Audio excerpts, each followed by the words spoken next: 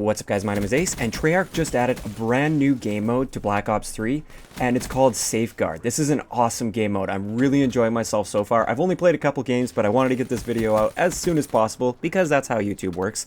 So basically, I just wanted to explain this game mode, how it works, and I wanted to let you know that it is there now in the beta. If it isn't showing up for you, make sure you just close the application and then restart it, and it should show up for you there. So what it is basically, there's a robot, and one team's attacking, one team's defending, or one team's escorting, one team is trying to stop the escort.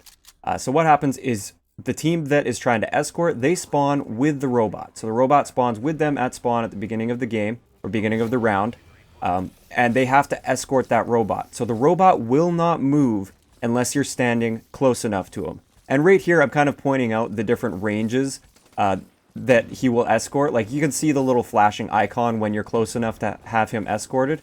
And it seems like he moves a little bit faster. I could be mistaken on this. It seems like he'll move a little bit faster if more than one person is escorting. I'm not 100% sure on this, though. But it's a nice game mode because it's, on the other end of it, you're trying to attack and destroy the robot. Now, it doesn't matter how many times you destroy the robot. It's not like if you destroy it, you win the round.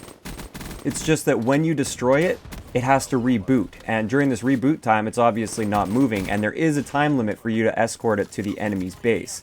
So you have to kind of move with your robot. You want to try and clear out the way ahead of your robot, but at the same time realize that if you are clearing the way ahead of the robot, you're not escorting the robot, so it's not really helping it move. So you need some teammates that are escorting and some teammates that are slaying and getting cutoffs and all of that fun stuff. It's a really interesting game mode. I could actually possibly see this being played competitively. I'm not too sure on that, but I think it would be a pretty interesting competitive mode. A couple tips that I have for you is if you're attacking the robot, make sure you're using your rocket launchers, especially the lock-on rocket launcher, because you have 4 rockets with that. Each one of these rocket launchers does an insane amount of damage. I think it would only take 3, maybe 4 of these rockets to down the robot, so it goes down and then has to reboot. But with everybody else on your team shooting at it, usually it only takes 2 rockets. If you fire 2 rockets at it and everybody else is shooting at it, you're going to take that thing down very, very quickly. Also, don't forget to use your supers against this as well, or your power weapons. So I was using the Tempest, but you can use the Annihilator or the Outrider. These things do quite a bit of damage. They don't like destroy it instantly, but if you just spam away at it with your Tempest, it actually knocks the health down pretty quickly as well.